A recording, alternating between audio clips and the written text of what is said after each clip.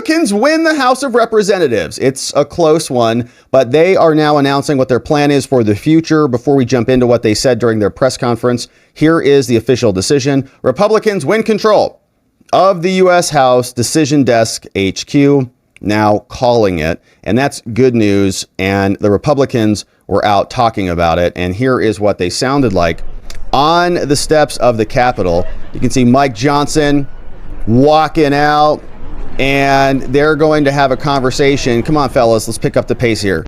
All right, let's go. Hey, it's Steve Scalise. New day in America. You're right. It sure is, baby. Morning. My name is Richard Hudson, What's chairman up? of the NRCC. What's up, Richard? I'm here to tell you it's morning again in America. On Election Day, Americans sent a clear message to reject the consequences of Democrat control. They said they couldn't afford the basics for their families' needs. They didn't feel safe in their communities. Their values were under attack. Joe Biden, Kamala Harris, Hakeem Jeffries, and extreme House Democrats were the cause. Donald Trump and House Republicans are the solution. That's why voters delivered House Republicans a majority and sent Donald Trump to the White House in a landslide. I'm proud to have led the NRCC to achieve this victory, even after Democrats spent $550 million spreading lies about House Republicans. We went on offense and flipped seats from Pennsylvania to Michigan to Colorado and beyond. Nice job. The American people saw through the Democrat lies because Republicans had better candidates and a better message about what we would do to improve their daily lives. Though it was my honor to lead our successful effort to hold the House at the NRCC, I didn't do it alone. House Republicans bought into the plan. Yes, they did. And so they did a great job. And so let's see what some of the House officials have to say about this. Here's Steve Scalise, who is a leader in the House. Now. And with that, I turn it over to one of our proven leaders, our majority leader, Steve Scalise. What's up, Steve Scalise? Thank you, Whip. Last week, the American people delivered a mandate to this town, to Washington, that they want to fix the problems that have been plaguing families all across this country for the last 3.5 years. I got the opportunity to travel to every single swing district throughout the nation, and I got the opportunity to travel to a number of swing districts with President Trump. And I saw the same theme come up everywhere we went.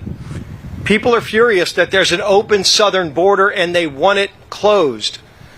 People are struggling because they can't afford to buy food or fill up their cars or pay their utility bills.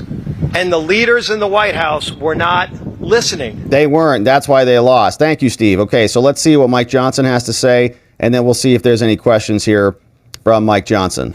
Thank you, Steve, our great majority leader. Thank you to our whip, Emmer, our NRCC chairman, Richard Hudson, all three of these gentlemen, and our whole leadership team, Elise and all the rest, Blake Moore and McLean and Palmer and everyone did everything possible to ensure that we could come to this moment. It is a beautiful morning in Washington. It is a new day in America. The sun's shining, and that's a reflection about how we all feel. This is a very important moment for the country. It is a nice day. We do not take it lightly. We did work really hard to bring this day about. The actual statistics are even harsher than you said, Richard. My team calculated, they told me last night, actually, when it was all said and done, it did more than 360 campaign events in over 250 cities across 40 states. That's a lot. And I logged enough miles to circumnavigate the globe 5.5 times. But it was worth it. It was worth it. And we got extraordinary candidates. We flipped blue seats to red as we planned, and we kept this majority. We expect that the majority will be larger than last time. We still have a number of races outstanding, but we're very optimistic about those. And we are looking forward to governing in unified government beginning in January. It's true that on Tuesday, voters rejected what they really felt was the misery of the last 4 years. We're moving on and we're turning the page, and this is something that the American people desperately need and deserve. We are going to raise an America First banner above this place. And you saw a demographic shift that I was talking about on the campaign trail for over a year, with new demographics, new groups of persons who had not traditionally been with the Republican Party, who came on board with us because they believed in what we were saying. They believed the answers that we were providing for all the great challenges facing the country. And we made them a commitment to do that. And we will. And as the new members return now, we lay the groundwork for the next Congress and we usher in this new day in America. Republicans in the House and Senate have a mandate. It's true. It was a decisive win across That's the right, nation. it was. The American people want us to implement and deliver that America First agenda. And we have to do that Don't while you we forget have it, that Mike. energy and that excitement beginning on the very first day of the Congress in the new year. It's clear the American people do want secure borders. They want to prevent terrorists and criminals from entering the country. These things are common sense. They want and deserve lower costs for groceries and gasoline. They want us to project strength on the world stage again and not the weakness that we have projected for the last 4 years. They want an end to the wokeness and the radical gender ideology and a return to common sense in our children's classrooms and corporate boardrooms and government agencies. And we're going to ensure all that's true. This leadership will hit the ground running to deliver President Trump's agenda in the 119th Congress. All right. And we will work closely with him and his administration to turn this country around and unleash, as he says, a new golden age in America. Yeah, baby. That's not a campaign slogan. We believe that is true. We believe in our hearts that America's best days are ahead of us, and we're excited to deliver upon that promise. The only way we're able to work quickly is because we have unified control of the Congress, both chambers now, and the White House, beginning January. And I want to congratulate all our Republican incumbents who worked so hard to ensure their re-elections and our new members who helped us to keep this House majority. Especially a couple of new members that flipped districts from red to blue. People like Tom Barrett and Ryan McKenzie, Rob Bresnahan, Tim Moore, Addison McDowell, Brad Knott, Gabe Evans, from different states around the country who worked really hard to ensure that we could have Republicans return to those seats. And we have an amazing group of freshman members who are going to join our conference, the patriots who are already here and who are ready to implement this agenda on day one. Now, as we sit here this morning, we're still watching a number of races. We have races still pending in Alaska, Arizona, California, Maine, Ohio, and Oregon. And we're going to ensure that every single legal vote is counted in those races. So while we're completing the work of this Congress, we're shifting gears and preparing for the next Congress. We're also still in campaign mode in some sense and awaiting the final outcome of these races. Looking ahead over the past year, I've been working with our committee chairs and our Senate colleagues to lay the groundwork for this America First agenda. It will grow our economy and reduce inflation. It will secure our borders. We will restore America's energy dominance once again. We'll implement educational freedom, and we will drain the swamp. And that's just the beginning of the agenda. Trump announced this leadership team standing behind me has elimination been of the preparing for this DEA, moment, and we are ready Department to of deliver Ed. on America's mandate in the next Congress. When President Donald Trump won the presidency in 2016, we all look back and recognize that the Republican Party was not fully prepared for that moment, and No, precious they were time not was wasted in the beginning of that Congress. fully prepared. I know it well because that was my Actively freshman year in Congress. obstructionary. We began in 2017. We are not going to make those mistakes again. We will be ready on day That's good. one. We are prepared this time. And as we wind down the 118th Congress, we'll be ready to take the ball and run full speed in the 119th Congress that begins in January. All right. With that, if you have a few questions, I'd be happy to answer them. Let's see what the media has. Chad. I can't hear you. Speak up. Yes. President this multiple times a day for the last several days. We have an embarrassment of riches. We have a really talented Republican conference. We've got really competent, capable people here. Many of them could serve in really important positions in the new administration. But President Trump fully understands and appreciates the math here, and it's just a numbers game. We believe we're going to have a larger majority than we had last time. It's too early to handicap it, but we're optimistic about that.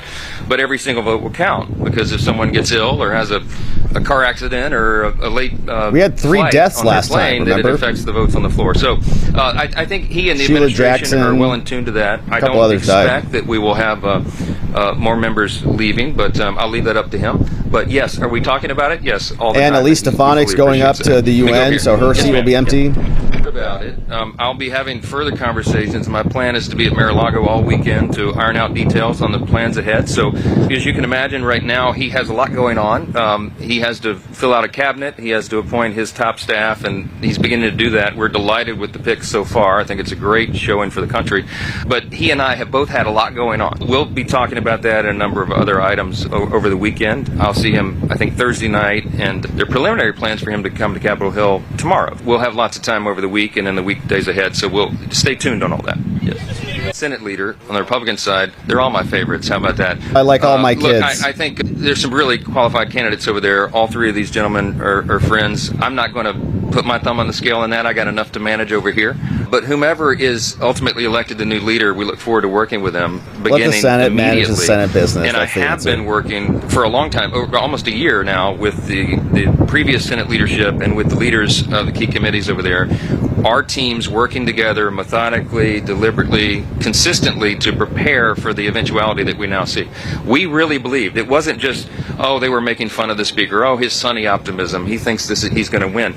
I really believed from day one. I believed it in my heart that we would win unified government. I knew that the people were disgusted really with the direction of the country. I was feeling it as I was going out traveling around the country. I went coast to coast, north, south, east, west. That energy was out there. I don't think the polling was fully measuring that, and I was gauging that off my own observation everywhere I went in the country. So this was not a surprise to us, and we've been prepared for it, and we look forward to whomever's elected leader to go forward. Newsmax is next. Yes, ma'am. Questions about reconciliation? For almost a year about the use of the budget reconciliation as a method to achieving some of the desired ends. We have to fix everything. I told President Trump many times, and we've all discussed, we believe we could be the most consequential Congress of the modern era, and he's the most consequential president, because we quite literally have to fix almost every metric of public policy. Everything is a mess. Everything. So the budget reconciliation process is a very efficient means to solving a lot of that, everything related to the budget and spending and all the rest, regulatory reform. So we have lots of very specific plans on how to do that, and the details of that will come together in the coming weeks. Yes, ma'am. Speaker, raise this. Can you tell us a little bit more about what you expect from the president-elect's visit? Is he coming here to the Hill?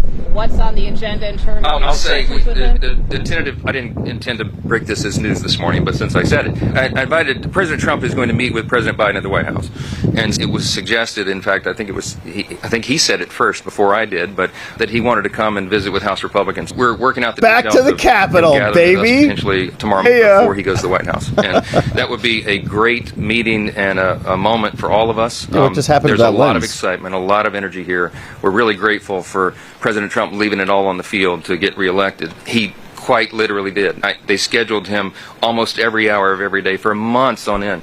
And he did that. And that's what inspired his stamina, inspired so many of our candidates and incumbents around the country to go and give more and do more and leave more on the field, because he was doing it. And I think the American people appreciate that. I think that's reflected in the mandate that he was given winning the popular vote and the Electoral College decisively. And we're excited about that, to celebrate that moment with him, because he certainly deserves it. Maybe one more. Yes, ma'am. Department of Education's going bye-bye. Have you talked about it? What's your take on it? We're not going to get any details about any specifics with regard to reforms in specific departments yet. There's lots of ideas on the table, but we've got to work together, build consensus, work in coordination with the Trump administration on the order of the reforms and how we do it. So I'm not yet ready to give you details on that, but you can stay tuned. Maybe one more. Yes. Of the impact that non-citizens had on this election. Well, look, the mantra and what we said at the rallies and what President Trump was apt to say all the time is we had to make it too big to rig, and we did. Look, we know for a fact, it is a fact, that non-citizens voted in some places around the country because they were signing up to vote and they were defying federal law, but the states were not enforcing the requirement that there be proof of citizenship before they sign up. So, or checking them against federal databases. I'm grateful to tell you, and I said this on the campaign trail for a year, that I had confidence that because of the chaos that was related to the 2020 election, most of the states got busy. To their credit, the legislatures in the states got busy and passed legislation to shore up their systems in states around the country. There were hundreds of pieces of legislation. Yeah, and then they got sued by the DOJ. That were passed, duly enacted, signed into law by the governors that shored up those systems and made sure they would be more secure. There were a few states we were still concerned about, but I'll tell you, because of the attention that was given to it, you had eyes on those elections very closely. You had lawyers ready and prepared to run and file injunctions in district courts when necessary, and they did. Took it to the Supreme Court. Poll watchers and precinct captains, and some of those are still working right now. There'll be recounts in a couple of these races. They'll be very closely monitored. I'm happy to report to you that because of all the emphasis we placed on that, and because of all the attention the American people put on it, that I think we were able to limit to a high degree the amount of fraud and irregularity and many of the things that concerned all Americans after 2020. So that's a good sign. It's another hopeful reason, another thing to celebrate about our new day in America. So thank you all for being here this morning. We're really grateful to get to work, and that starts right now. Thank you. All right, Mike Johnson and the Republicans out there in front of the Capitol on the day before Trump comes back to Washington, to the White House, and to the Capitol. We'll see what that looks like. Democrats have to just be very upset about it. Now, over in the Senate, people are wanting Trump to come out and really push for Rick Scott. You can see they're saying stop Thune from becoming the Senate GOP leader. Some of Trump's closest allies privately counseling him to stop Thune. Those advisors believe that Trump should stop him, the number 2 Republican, from winning the top post. Doing so would be an extraordinary move even for Trump, who during his first term and since he has left office has had an iron grip on congressional Republicans. But Thune, who's often reviled, or who is reviled by some on the MAGA right, is competing against John Cornyn of Texas and Rick Scott of Florida. And so intervening in an internal leadership struggle would signal Trump's intention to dominate the legislature. And so people are seeing what he is intending to do. Meanwhile, the Democrats were out. Someone asked the Democrats about the filibuster. Remember, they wanted to nuke the filibuster so that they could do whatever they wanted with a simple majority in Congress and in the Senate. Now that the Republicans are in control, they're not so interested about that. It may be the procedural tool that protects some of the investments that you spoke about with the Inflation Reduction Act, the Bipartisan Infrastructure Act. How do you square the demands that Democrats have with filibuster reform and the fact that, given this probable Republican trifecta, that may be the tool that protects some of these investments that may be on the chopping block? Look, I think this is where it goes back to before this election, right? If we had had control of the trifecta and gotten rid of the filibuster to pass minimum wage, to pass paid sick leave, to pass many of these things that are passing abortion access, that are passing on ballot measures that are so popular, those aren't going to the state legislatures either. Those are going to the ballot. Then I think we would have built some trust with the American people. Republicans, don't forget, already got rid of the filibuster for taxes. The tax scam didn't require 60 votes. And so I think that I don't think it's in opposition at all. I think obviously am I championing getting rid of the filibuster now when the Senate has the trifecta? No. But had we had the trifecta, I would have been, because we... Crazy. So she's even admitting it. It's a good rule if we're in charge, but it's a bad rule if they're in charge. We have to show that government can deliver. And right now, even with people going to the ballot, they are bypassing their government. How do you play with these people in any... You can't even play a game of checkers with these folks. They're like, no, I can move my piece backwards. You're like, it's not a king. It doesn't matter because I can move it backwards. That's not how the rules are. It's the rules for me. So I'm going to win. You know, what kind of reality are you living in? How can you govern in any cognitive way, any cohesive way with that framework? Now, apparently the CNN folks say Trump is going to have total control of the Senate. They're going to have a lot of people based on the numbers, based on the demographics that are there supporting him. If the American people have given President Trump a mandate, that will be reflected in the Senate, right? Those same voters are also represented by the senators, and so they're feeling it. Here's what CNN is reporting. It used to be that the Republicans in the Senate tolerated Donald Trump. Now they LOVEYOU him. Core Trumpers in the Senate who endorsed Trump in the primary season. In 2016, there was just one GOP senator. That was Jeff Sessions, who, of course, then Trump threw overboard later on after he joined his cabinet. This time around, look at this. The vast majority of Republicans in the United States Senate endorsed Trump during the primary season. Welcome aboard. The bottom line is this. They tolerated him last time. They love him this time around. They're basically going to probably allow him to do whatever he wants as long as he doesn't go too far. And honestly, I'm not sure for them how far is too far, Sarah. All right. So these senators have a reason to think that they could face anything from the voters, or what do the voters think? So, is there any way that they could go too far for the Republican base in their state? Trump won the primary in their state. You go back to 2016, only about 60% of GOP senators did Trump win the primary caucus convention in their state. You go to 2024, look at this, 100%, Trump won the primary convention caucus in all of their states. The bottom line is Trump can't go too far. The GOP base loves Donald Trump, at least when it comes to the primaries and caucuses within their states. The GOP senators have no real fear of facing any backlash from the voters. The other thing I will note is, For every single GOP senator except for Susan Collins, Trump also won the general election in their state in 2024. Right. He won the popular vote as well, so far as we can see. It's not just the breadth, though. It's the depth of this. Explain that. Yeah, 100%. That's wide, right? But how deep does your love go? How deep is your love, as the Bee Gees once said? Okay, GOP, who view Trump very favorably, right? This is not just like, this is love. Again, this is a segment about love. In November of 2016, 39% of Republicans had a very favorable view of Donald Trump. Look at where that number is now. 71%, nearly double the GOP base, says that they have a very favorable view of Donald Trump. So the bottom line is, Sarah, what do all these numbers mean? It means GOP senators much more likely to love Trump than they were 8 years ago. It's better with age, baby. Every year it just keeps getting better and better. It's like aging like a fine wine. And they worked so hard to reverse this. Billions of dollars of damage from their propaganda operation, not to mention their multiple criminal prosecutions and civil attacks. And people like him more now after an insurrection happened. That didn't work out too well for him. So, all right, Trump's doing great. Senate is going to be hopefully behind him this time. The House is behind him this time. Republicans are celebrating. They do have the trifecta of government. Hopefully they use it. All right, so good stuff there. Hilarious.